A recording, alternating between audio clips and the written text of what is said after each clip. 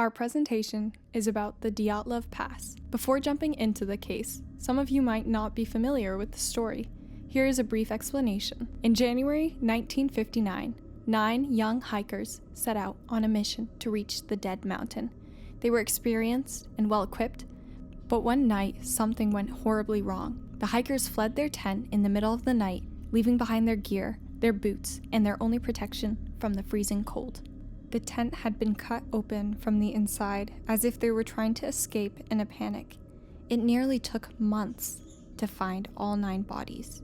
Some were found wearing socks only. Others had severe internal injuries, crushed ribs, fractured skulls. 2 had missing eyes, 1 a missing tongue. The official Soviet report said they died from compelling natural forces. That explanation raises more questions than answers. Now, let's raise the curtains and begin. Imagine this. In 1959, 9 hikers vanish into the icy wilderness of the Russian Ural Mountains, and what was found still shocks the world today.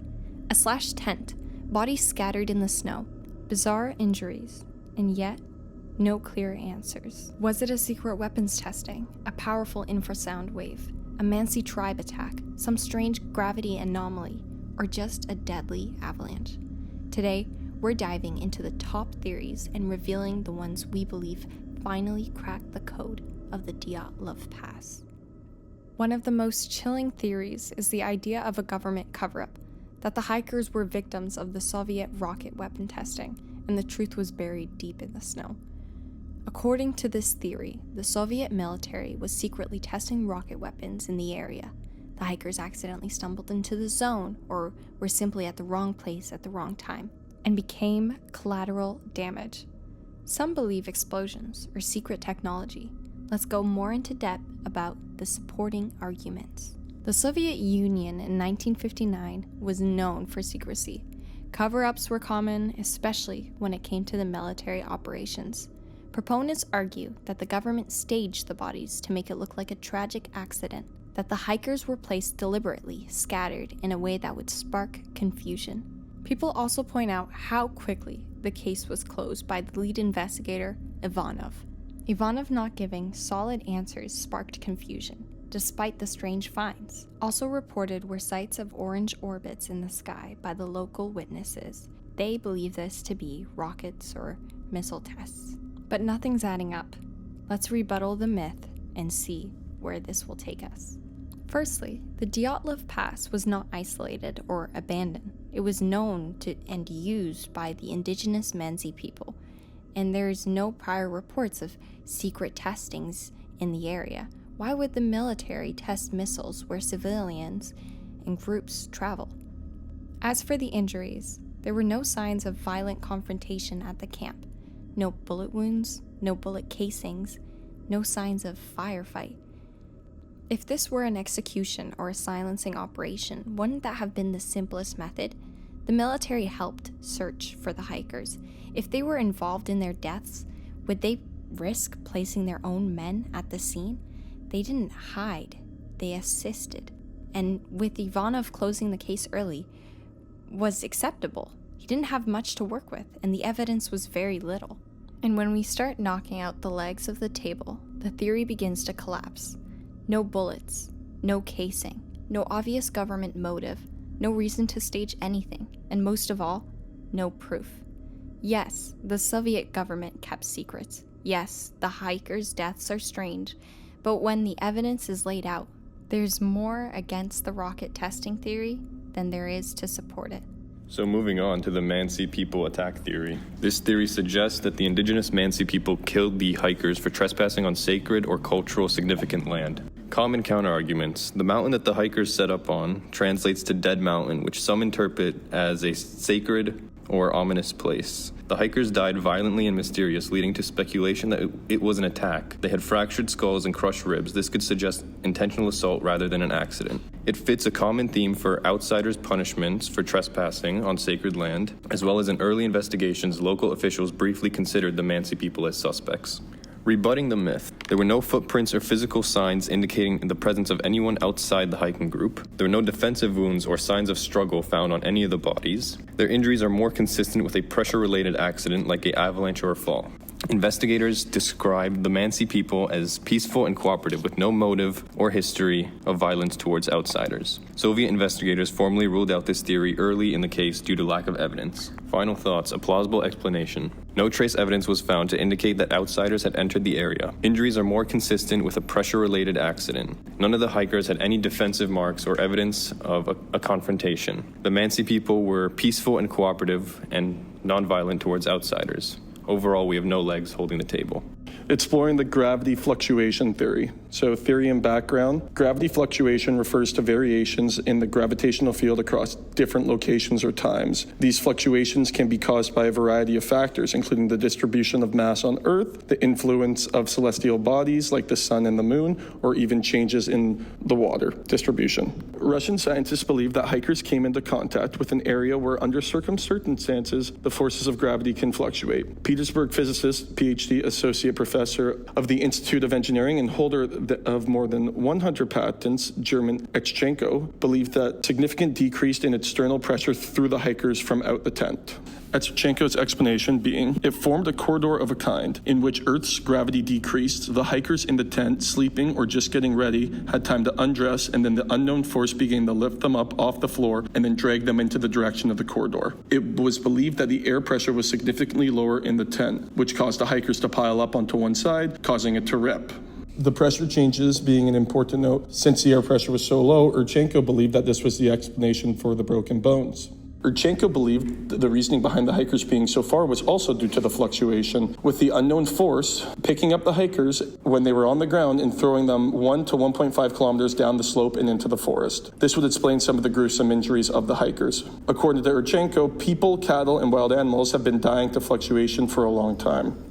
Common counter-arguments. So almost no deaths have been confirmed from gravity fluctuation. Lack of evidence at the scene. There was no scientific or physical evidence that a fluctuation occurred. All speculation from Russian scientists. Many people believe this theory was used to draw attention away from the Russian government, as it would give an explanation that has nothing to do with them, unlike the rocket test theory or the special forces theory. It was also highly improbable that the hikers would have been thrown that far from the campsite, including in different directions. Some of the injuries, such as the missing eye and tongue, would also have never been caused from gravity fluctuation. A logical conclusion, this theory is most likely wrong. There is hardly any evidence to support the claims of gravity fluctuation, and a multitude of different theories have more physical and scientific evidence to back up their claims, such as the slab avalanche or the Mancini people theory. Moving on over to the infrasound theory. For those of you that don't know what infrasound is, it's a frequency that cannot be heard by the human ear. However, it can still affect body functions. It's usually caused by naturally occurring winds,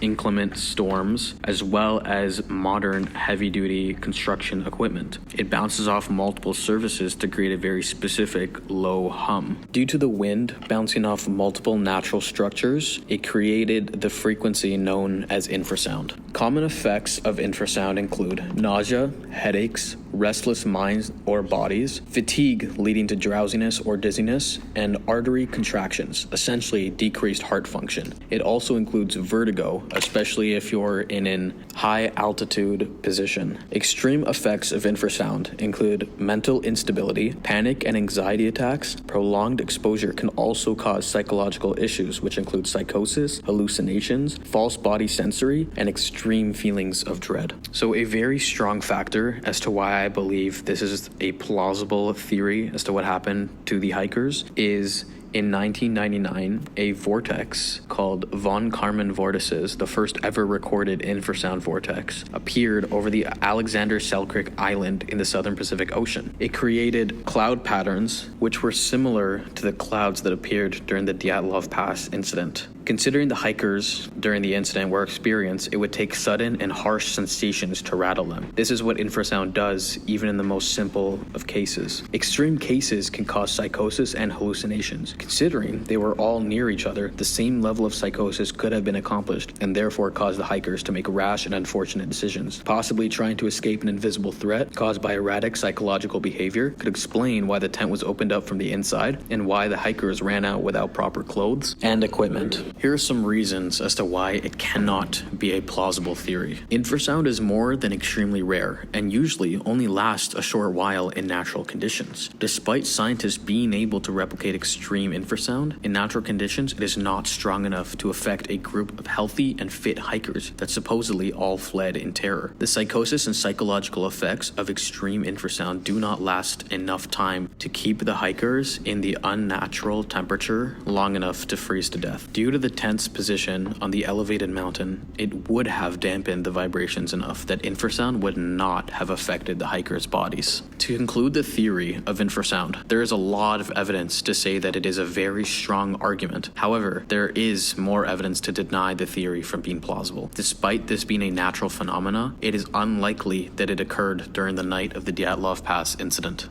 So now we'll be exploring the scientific evidence behind the slab avalanche theory. A new study reopens the case. It was published in the Nature journal Communications, Earth and Environment, led by Johann Guam, Swiss avalanche researcher. He presents scientific evidence supporting avalanche theory. He does not claim to fully solve the mystery. What is a slab avalanche? A slab avalanche occurs when a surface layer of snow slides off a deeper layer. The snow moves in block-like chunks, often suddenly. The theory is backed by Russian investigations in 2019 and 2020. Common counter-arguments. There are no signs of avalanche at the scene. Slope was thought to be under 30 degrees, the minimum required angle for slab avalanche. The injuries also did not match typical avalanche trauma. Testing the hypothesis. Researchers recreated conditions using digital simulations. They also tested slope angle, wing, snow accumulation, and impact force. All counter-arguments were tested, rebutting the myths. The slope was actually 28 degrees. 30 degrees is not a strict minimum for a slab avalanche. Winds caused snow buildup over hours, delayed collapse. An avalanche occurred hours after tents were set up. How did the hikers get hurt? The models show sleeping hikers were hit while lying down. The snow also fell from above, not direct impact from the slope. Could cause serious but not lethal injuries. Even a relatively small slab could have caused these injuries, says Gomes. Final thoughts and plausible explanation. The avalanche hypothesis stands up to scrutiny. It explains panic, flight from the tent, and injuries. Hikers cared for each other, and no one was left behind. That's how they ended up in the places that they did. The hikers eventually succumbed to the elements. The mystery is not solved, but scientifically grounded, giving it legs.